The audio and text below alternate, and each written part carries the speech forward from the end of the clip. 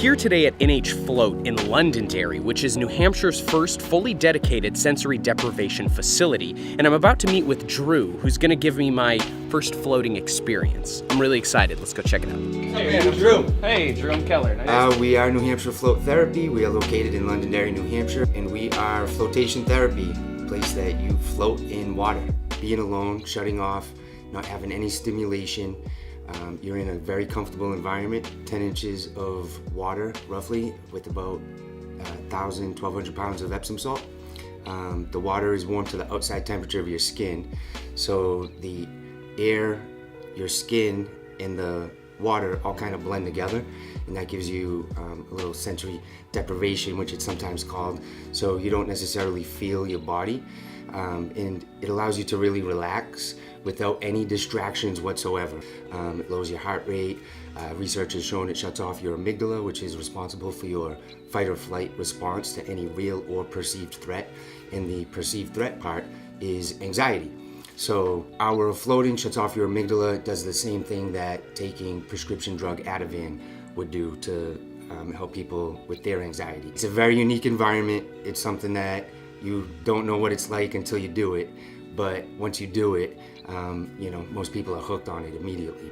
All right, so I'm about to rinse off, put in some earplugs, get inside the tank, and spend the next 1 hour in complete darkness and silence, and give it a shot. Here we go.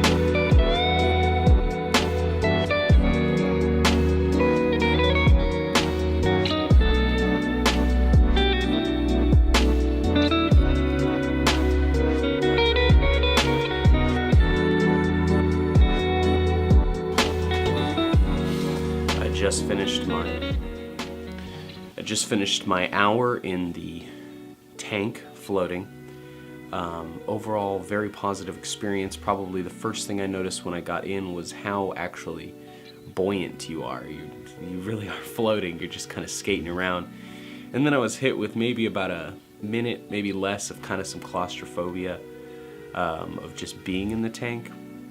But then after that, while I wasn't able to make my thoughts stop, I found that everything got much more singular. I was able to think on problems very clearly because there was just nothing else distracting me. At one point I then lost kind of sensation of my body. I had a really hard time telling where I was in orientation of my own body in the tank. My toe was touching the outer wall, and that's all I could focus on was the feeling of my toe touching that wall. Then I wiggled my toe only to realize that I hadn't been touching the wall. So overall, I feel like I took a nap, but I don't have any grogginess of a nap. I feel very awake for having just taken an hour-long nap.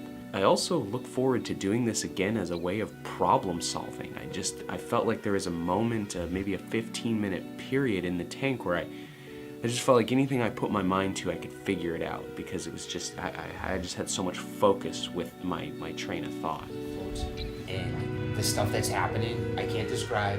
I only talk to. After my experience, I spoke with Drew a little more and heard the experiences of others inside the tank, which only furthered my intrigue.